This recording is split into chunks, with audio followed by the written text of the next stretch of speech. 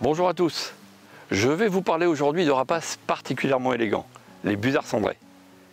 Comme les trois autres espèces de la famille, le busard des roseaux, le busard Saint-Martin et le très rare busard pâle, ils nichent au sol le plus souvent dans les champs de céréales. Parfois d'ailleurs pour compenser la disparition des zones humides avec ces accueillantes roselières. Comme beaucoup d'oiseaux, le printemps constitue la saison de reproduction et juillet le mois des naissances. Seulement voilà, à cette période, les céréales sont prêtes à être récoltées. Et quand on niche au sol, au milieu des blés, dans un espace de 50 cm de diamètre, il n'y a pas plus discret. Vous imaginez bien que le moissonneur ne peut détecter la présence de ces petits busards qui ne savent pas encore voler. Et vous devinez la suite. Pour limiter cette fin tragique, tout un réseau de spécialistes, appelés familièrement les busardeux, sillonnent les routes de campagne pour essayer de recenser un maximum de couples reproducteurs. S'ensuit un échange nécessaire et constructif avec l'exploitant agricole pour installer une protection qui permettra à la moissonneuse-batteuse de matérialiser le nid et donc de les vider.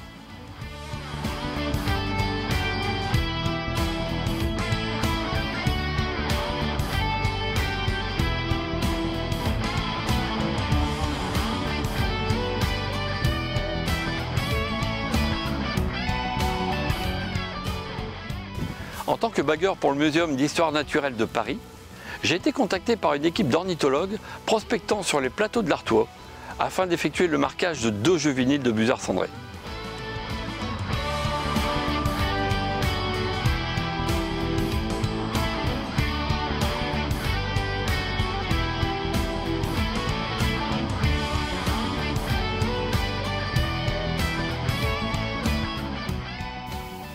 On va lui placer une bague qui permettra donc, comme pour les voitures, d'avoir une immatriculation et de l'individualiser par rapport à tous les autres jeunes busards cendrés, C'est une bague en inox qui gardera toute sa vie, avec la mention du muséum dont on dépend. Donc ici on est en France, donc c'est Muséum Paris.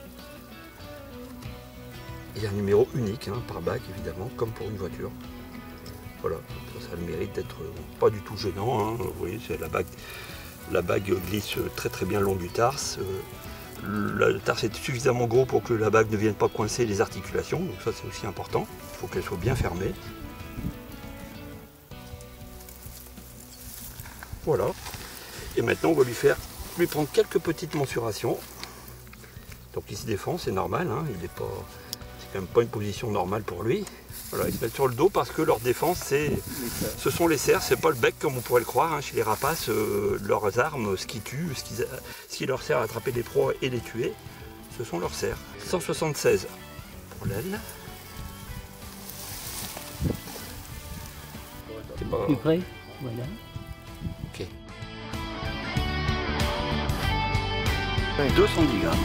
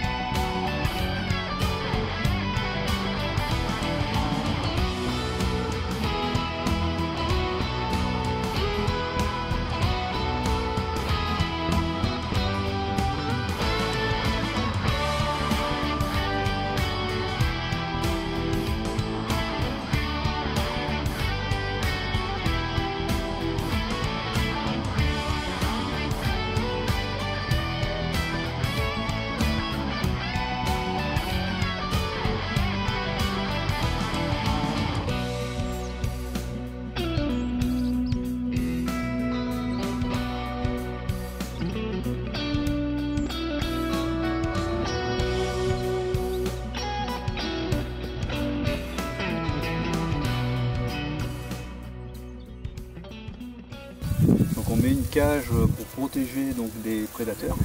C'est une cage en ferraille, donc avec des piquets, une cage nouvelle génération là. Et donc c'est du grillage, ça fait 1,20 m sur 1,20 m.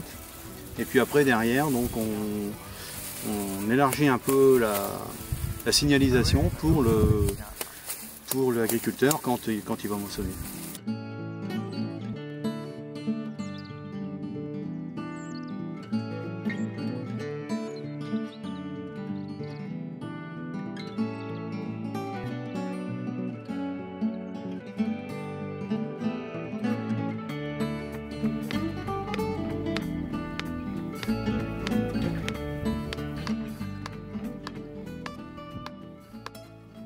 Donc là, c'est des poteaux pour mettre la rubalise.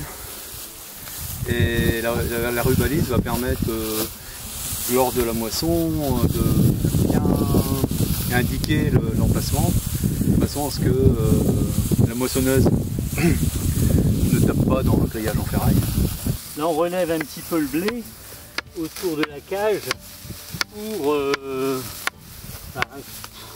pour les prédateurs, quoi, qu'il n'y ait pas trop de crasse. Et on va remonter le blé un peu partout. Donc voilà, mission accomplie pour la pose de la cage et le bagage des busards cendrés. Donc c'est la première étape d'un long suivi, parce qu'il a fallu, Bernard avait repéré le nid, on est venu après 2 jours de suite avec le drone pour essayer de le localiser. Ayant localisé le nid avec le drone, on est venu à pied parce qu'il était assez loin dans le champ pour trouver le nid. Et puis il a fallu contacter l'agriculteur qui a bien voulu qu'on vienne dans son champ poser la cage et protéger les oiseaux. Maintenant donc les oiseaux sont bagués, la cage est posée. Il ne nous reste plus qu'à attendre que les oiseaux grandissent un peu, une quinzaine de jours sans doute avant leur envol. Et ils seront protégés de la moisson. Espérons qu'il n'y ait pas de personnes mal intentionnées ou de curieux qui viennent foutre en l'air notre travail. Voilà, la protection est en place. Nous avons à peine quitté le champ que nous avons eu le plaisir de voir le couple rejoindre sa progéniture.